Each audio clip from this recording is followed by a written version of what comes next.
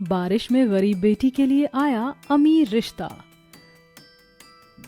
गरीब सेवक राम के द्वार पर आज पूरा गांव भोज खाने जुटा हुआ था। उसके आंगन में शादी का मड़वा लगा हुआ था।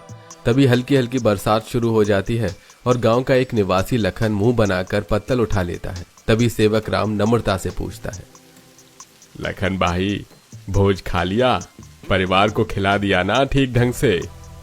तभी शादी की व्यवस्था में कमी निकालते हुए लखन ने बोला, अरे क्या सेवक राम भाई, इतना सस्ता इंतजाम किया है तुमने। बारिश का मौसम है, कम से कम टेंट तो लगवा लेते।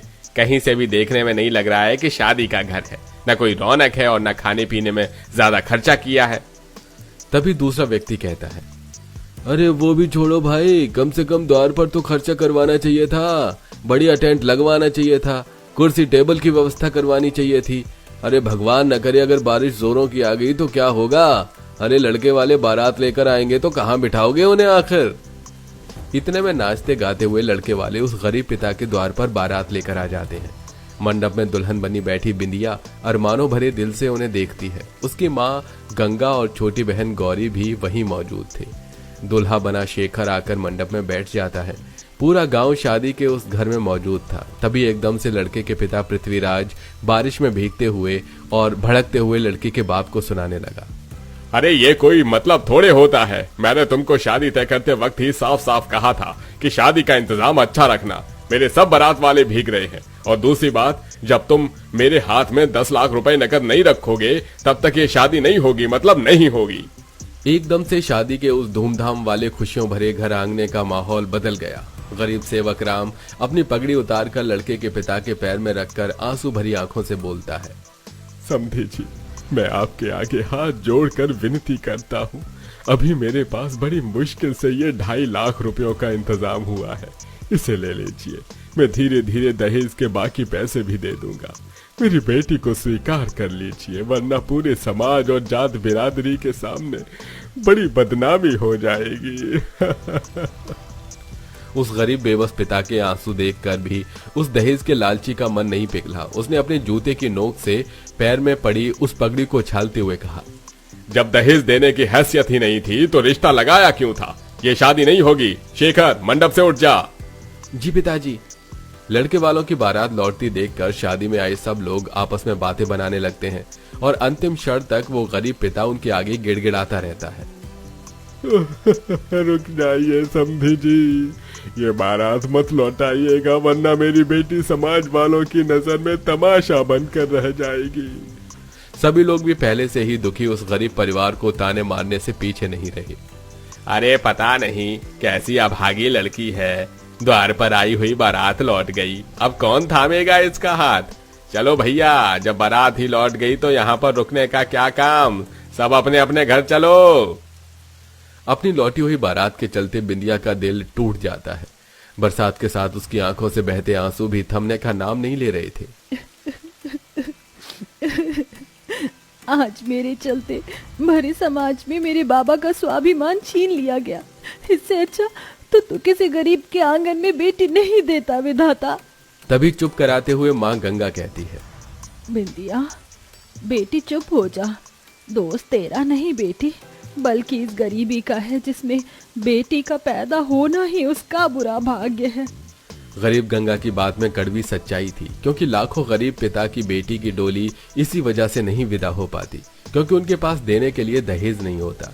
ये कहानी गरीब सेवक राम की है, जिसकी 2 बेटी हैं। एक छोटी बेटी गौरी जो कि पढ़ रही है, और शादी लायक बड़ी बेटी बिंदिया, जिसके अब तक दहेज के चलते हजारों रिश्ते टूट चुके हैं। परिवार की जिंदगी बड़े गरीबी में गुजर रही है। सेवक राम रेलवे स्टेशन पर भेलपूरी खिलाता था, जिससे उसकी बहुत थोड़ी कमाई होती थी और उसमें घर का गुजारा चला पाना बड़ा ही कठिन था। कई दिनों बाद बिंदिया उस दुख से उभरती है। नहीं, मैं ऐसे दुखी नहीं रह सकती हूँ, वरना मुझे दुखी देख देख कर मेरे माता पिता भी दुखी होंगे। बिंदिया ने खुद को संभाल लिया और मुस्कुराते हुए रहने लगी। गंगा, मेरी भेलपुरी की बाल्टी मुझको दे दे, स्टेशन जाने को देरी हो रही है। ये लो बाबा, मैं ले आई भेलपूरी की बाल्टी। तू तो मेरी प्यारी लाड़ो है। अच्छा, मैं चलता हूँ। तभी चौखट से बाहर उतरते ही सेवक राम की आंखों के आगे अंधेरा छाने लगा। तभी बिंदिया ने उसे थाम लिया। बाबा, आप ठीक तो हैं? मुझे आपकी तबीयत ठीक नहीं लग रही है। आज घर पर ठहर जाइए। अगर मैं घर पर ठहर गया तो हम खाएंगे क्या? और कल को तेरी विदाई भी तो करवानी है बिटिया, मुझको जाने दे। अजी ध्यान से जाइएगा। कुछ ही देर में वो रेलवे स्टेशन पर आ गया। तभी बड़े जोरों से बारिश शुरू हो जाती है। ओहो, इस बारिश के चलते ट्रेन भी नहीं आ रही है। लगता है पटरी पर पानी भर गया होगा, तभी तो देर हो रही है। तभी ट्रेन प्लेटफॉर्म पर आती देख वो भेलपूरी की बाल्टी लेकर चढ़ने की कोशिश करता है। तभी बारिश से गीली ट्रेन के पायदान पर से उस बेचारे का पैर फिसल जाता है और रफ्तार में होने के चलते उसके दोनों पैर कट जाते हैं। अब परिवार पर जैसे दुखों का पहाड़ सा छा जाता है। दाने दाने की किल्लत छा जाती है। लाचारों के समान सेवक राम बिलख बिलख कर घर की परिस्थितियों को देखकर रो पड़ा। बिना पैरों के अब मैं कैसे कमाऊंगा और कैसे कर पाऊंगा अपनी बेटियों की शादी ब्याह? एक बेटा भी तो नहीं दिया भगवान ने। पिताजी, मैं हूँ ना, मैं सब संभाल लूंगी। बिंदिया बहुत ही मधुर गाती थी। अगले दिन वो कई जगह जाकर काम की तलाश करती है और उसे बड़े हाई स्कूल में संगीत सिखाने का मौका मिलता है। आपका बहुत बहुत धन्यवाद सर, जो आपने मुझे ये अवसर दिया। जी, ये तो मेरे स्कूल के विद्यार्थियों का सौभाग्य होगा जो आप उन्हें संगीत सिखाएंगी। वो व्यक्ति कोई और नहीं बल्कि इस पूरे स्कूल के टीचर अविनाश त्यागी थे, जिसे बिंदिया पहली नजर में पसंद आ जाती है।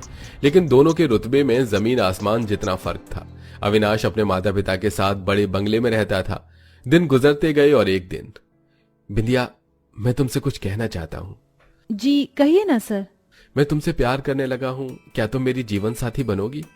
गरीब बिंदिया के लिए यह किसी सपने के जैसा था। सर, मैं बहुत ही गरीब माता पिता की बेटी हूँ। आपका और मेरा कोई मेल नहीं, और मुझ जैसी गरीब लड़की के लिए आपके परिवार वाले भी नहीं मानेंगे। आप अपने योग्य की लड़की देखकर शादी कर लीजिए। मैं चलती हूँ। बिंदिया जैसे जाने लगती है तभी जोरदार बारिश आ जाती है। बिंदिया, आओ गाड़ी में बैठ जाओ, मैं तुम्हें घर छोड़ देता हूँ। कुछ देर बाद, बस यहीं रोक दीजिए, यही मेरा घर है। अविनाश बिंदिया के गरीब से घर की दशा देखता है, जहां उसकी माँ और बहन बरसात का पानी निकाल रही थी। एक अंदर झोपड़े में लाचार पिता खाट पर पड़ा था और छत बुरी तरह टपक रही थी। अरे बेटी, आ गई तू? जी माँ, ये अविनाश जी हैं, जिस स्कूल में मैं संगीत सिखाती हूँ, वहाँ के टीचर। जी नमस्ते माँ जी। अरे आइए ना अविनाश बाबू, चाय पानी पी कर जाइएगा। जी जरूर आऊंगा, अभी जरा जल्दी में हूँ। अविनाश घर जाकर अपने माता पिता से बिंदिया के बारे में बात करता है और अगले दिन वो पूरी तैयारी के साथ रिश्ता लेकर आता है। उस दिन भी खूब तबाही वाली बारिश हो रही थी, जिससे उनके घर में पानी की रेल लगी हुई थी। हे भगवान, इस दिन रात की बारिश ने तो तबाह करके रख दिया है। जितना पानी फेंको उतना भरता जाता है। जैसे ही गंगा पानी फेंकने के लिए दरवाजे पर आती है तो वहाँ लड़के वाले खड़े होते हैं। उनके अगल बगल में नौकर चाकर फल मिठाई और शगुन की थाली लेकर आते हैं। लगता है आप लोग किसी के घर रिश्ता लेकर आए हुए हैं। जी हाँ बहन जी, मैं मेरे बेटे का रिश्ता आपकी बेटी के लिए लाई हूँ। इतने अमीर घराने का रिश्ता अपने घर द्वार पर आया देखकर गंगा को भरोसा नहीं होता। जी लगता है आप लोगों को कोई गलत फहमी हो गई है। हम गरीबों के घर से आप नाता क्यों जोड़ना चाहेंगे?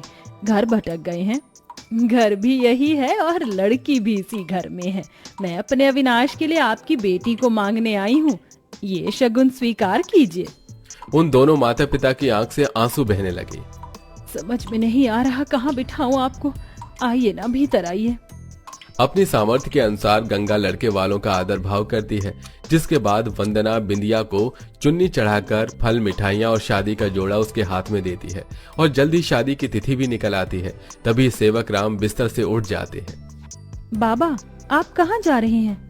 मुझे अपनी बेटी की विदाई करनी है। मैं घर में नहीं रह सकता। भगवान ने भले पाँव छीन लिया, लेकिन हाथ तो सही सलामत है। सेवक राम रेड लाइट पर बैठकर जूते पॉलिश करने लगता है। धीरे धीरे गुजरते पलों के साथ शादी का पल पास आ जाता है, लेकिन किसी भी चीज का इंतजाम नहीं हो पाता और दिन रात की बरसात से उनकी छत झरने के जैसे बहने लगती है। उसी में गरीब बेटी को हल्दी मेहंदी लगती है। मेरी तो कुछ भी समझ में नहीं आ रहा। ऐसे घनघोर बारिश में हम अपनी बेटी की विदाई कैसे करेंगे? तभी होने वाली समधन वंदना हलवाई और टेंट वालों को लेकर आती है। अरे वंदना जी, आप यहाँ? जी हाँ समधन जी, अब हम रिश्तेदार नहीं एक परिवार हैं, इसलिए आज एक अर्जी लेकर के आई हूँ। शादी का खर्चा हमें उठाने दीजिए। ये सुनकर उस गरीब माँ के मन से सारी दुविधाएं मिट गईं। छलकते आंसू से गंगा ने कहा, जरूर मेरी बिटिया ने पिछले जन्म में कोई धन्य कर्म किए होंगे, जो इस जन्म में उसे आप जैसे भले ससुराल वाले मिलने जा रहे हैं।